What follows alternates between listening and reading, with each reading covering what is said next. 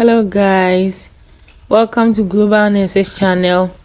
So today I want us to solve some of the CBT questions. I came across this site and I really found it so helpful and exam oriented. So we are going to be solving them together. I'll be leaving the link in the comment section so that we can have our hands on it to practice, because I find it really exam oriented, so we can also grab it and then try and solve the remaining mock questions that they have, and I'm sure they are going to come across some of them. All right, so let's get started. As we saw previously, they have 25 questions in all. So here's our number one question. So it says you are looking after a patient who has just undergone abdominal surgery 4 hours ago. His regular analgesics were given, and then within 2 hours time, the patient started complaining of pain again. So as a nurse, they're asking what would be your immediate most appropriate nursing action.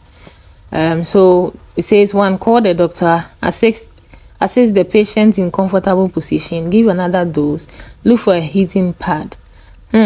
So we have already given him a painkiller, but within 2 hours, he's still complaining of the pain. So our immediate nursing action, if you agree with me, I will want to choose B. We will have to assist the patient in a comfortable position, because we all know that after surgery, there are certain things that we have to place them as our priority. So pain management is one, positioning is also one, as well as fluids that we will give to the patient is also another. So in this case, if you have given medications and it's just within 2 hours and he's still complaining of pain, as a nurse, even though we would want to do the other things, but our immediate and most appropriate nursing action will be to assist the patient in a comfortable position, because some of the positions will also aggravate the pain. So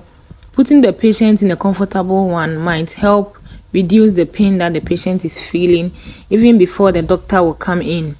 All right, so let's go to number 2. The next question also asks us the professional responsibilities of a qualified registered nurse in terms of medicines management. Okay, so let's look at the options. To liaise closely with pharmacy so that making sure the group of patients they are caring for receive medicines on time. If they are not competent to administer IV medications, they should ask competent nursing colleague to do so. Let's look at the other options. Making sure they know the names, actions, doses, and side effects of all medication used. And the last is the safe handling and administration of all medications to patients in their care. This includes making sure the patient understands the medicine they are taking, the reason they are taking them, and the likely side effects. I think I'll go with D. Yeah, D. Okay, next. So next is what would be the indication to use physiological scoring systems or early warning scoring systems in clinical practice. Okay, so those are the options. They are accurate predictor of deterioration by identifying physiological criteria that alerts the nursing staff to a patient at risk. I think the first one makes sense. The scoring systems are carried out as part of it helps the nursing staff to accurately predict the patient dependency on shift by shift. It enables nurses to call for assistance. I think the first one, because we are seeing a keyword there, predictor of deterioration, and we all know the early warning system scoring. So we will go by A. Okay. Always use your elimination method. Just remove the worst 2 and then decide between the remaining 2.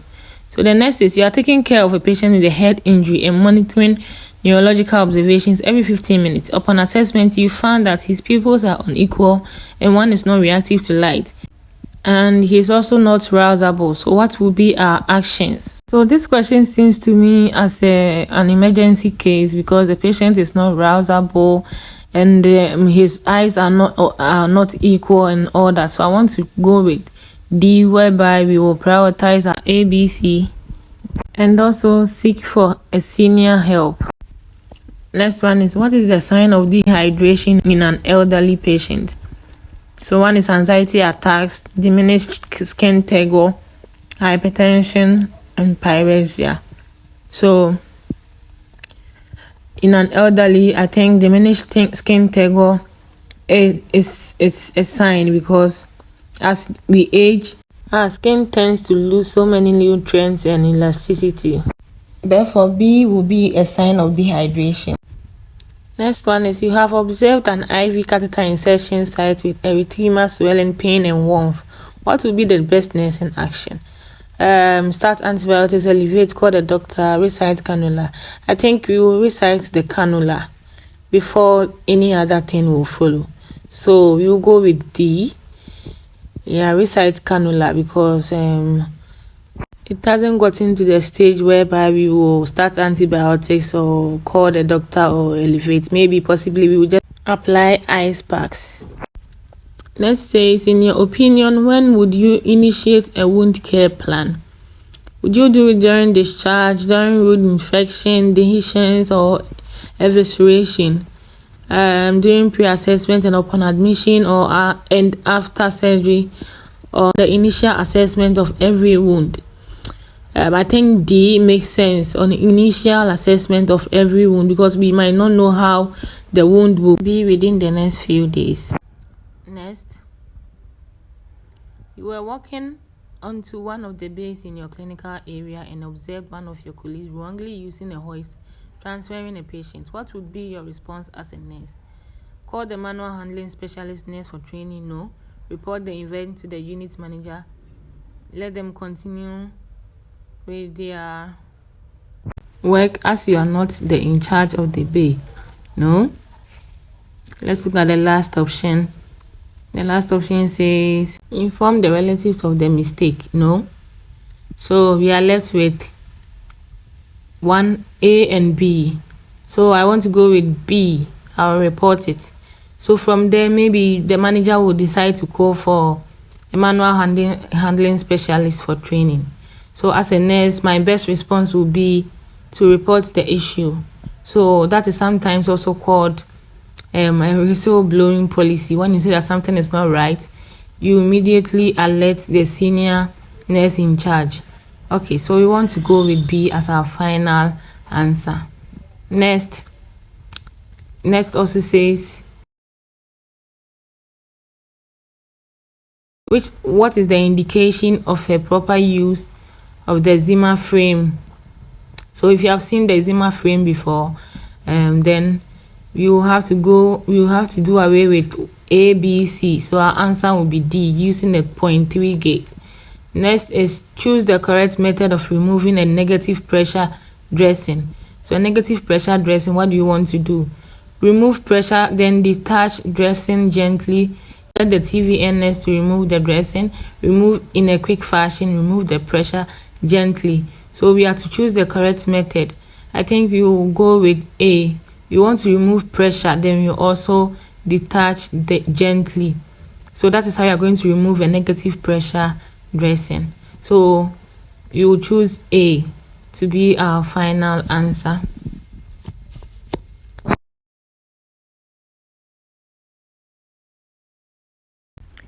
Next, in your understanding, which of the following senses is to fade last when a person dies? So is it smelling? No. Is it seeing? No. Is it speaking? No.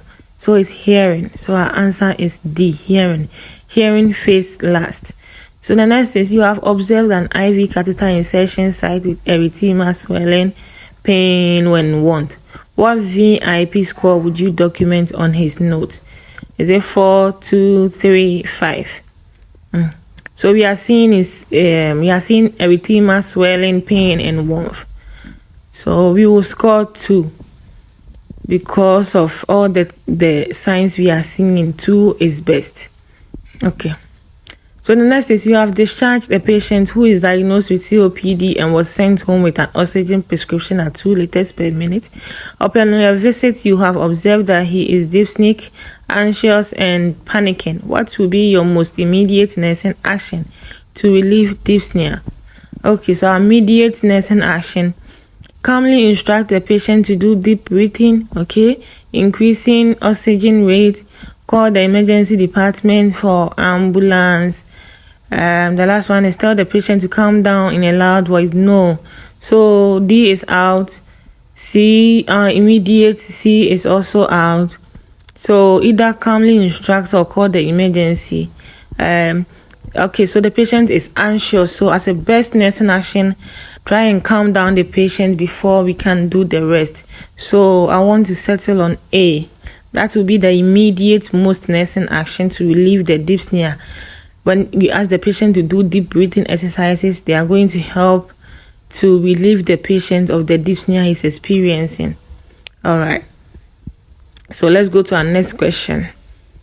What is one of the severe complications during 24-hour post-liver biopsy? One severe complication. So one, back pain, bleeding, nausea and vomiting, pain at the insertion site. Okay, so the patient is going to have pain at the insertion site.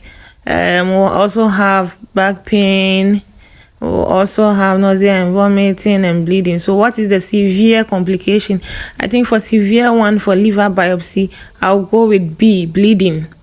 Bleeding, yeah. Of course, in every surgery, every post-surgery, the patient will have pain at the insertion site. But the most severe complication will be the bleeding. So B for me. Okay, next. So next, choose the best nursing intervention for a patient who had just undergone lumbar laminectomy. A, move the head first and the feet last. Never move the patient at all. It's not possible. Move one body part at a time for lumbar laminectomy. Okay, no. D, move the body as a unit. Okay, so I'll take out B, C. So now I'm left between A and D. Move the head first and then the feet last. Okay, for the type of surgery, I think A is also out. So I'll go with D. Move the body as a unit, because if you decide to move one body part first, the patient will feel the pain at the other end. So just move them together. Next one, in your opinion, which among the below is not a component in the end of life care? End of life care, not a component. Okay, reduce pain, resuscitation and defibrillation, maintain dignity, provide family support. Okay, so which is not a component? I think B, because A, we want to reduce pain as much as possible. We want to maintain dignity. We want to provide family support. So which is not, will be B, because in end of life, you don't want to keep on just tossing the patient here and there. So B is out. Okay, so that is the end of our questions. So when you are done, it will ask you to enter your email address so that you will see your score and then your personal details, just for it to give you way so that you can see your score. It's not for anything else. And whether you want to be sent an email and then all that. So you also get to choose whether you want to go ahead with some other questions. So just fill it and then you submit for your score. All right, so now let's go and check our score now.